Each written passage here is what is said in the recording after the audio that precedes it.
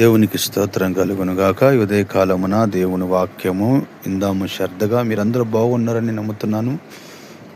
మేము కూడా బాగున్నాం. మీ సమస్యలు ఉంటే కామెంట్ రూపంలో పెట్టండి, మేము ప్రార్థన చేస్తాం ఉపవాసం ఉండి. జెఫన్యా గ్రంథములో 3వ అధ్యాయంలో ఒక వచనం రాయబడి ఉంది.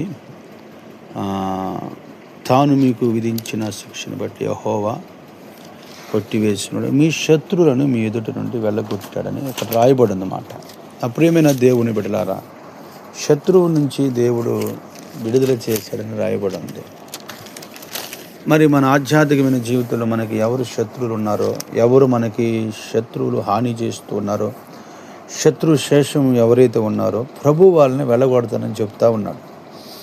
ఇంతకాలం నువ్వు పడుతున్న భయము, నువ్వు పడుతున్న కలవరు, నువ్వు పడుతున్న సమస్యను ప్రభు తీసివేస్తానని చెప్తా ఉన్నాడు. అయితే దేవుడు ఎప్పుడు మన జీవితంలో అలాగా ఆ శత్రువుల నుండి మనల్ని విడుదల చేస్తాడు అని రాయబడి ఉన్నదంటే, నీ పూర్ణ మనసుతో యెహోవాని సేవించుడి. నీ మనసు ఈ దేవుడికి ఉండాలి. దేవుడికి నీ మనసు పరిపూర్ణంగా నువ్వు అప్పచెప్పాలంట.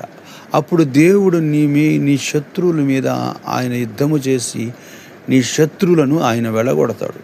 అంత మాత్రమే కాదు, కానీ రెండో మాట ఆయన ఏం చెబుతున్నాడంటే, నీవు దేని గురించి కూడా చింతించవద్దు.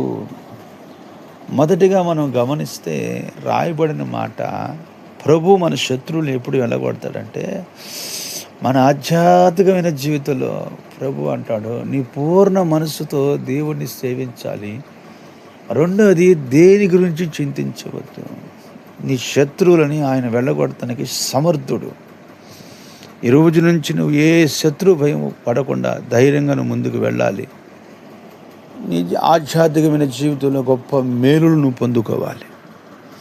దేవుడి మాటలు దీవించునుగాక. పరిశుద్ధమైన తండ్రి, నీ బిడ్డలకున్న భయమును కలవరను తోరపరచి శత్రువుల చేతుల నుండి విడుదల చేసి శాంతి సమాధానాలతో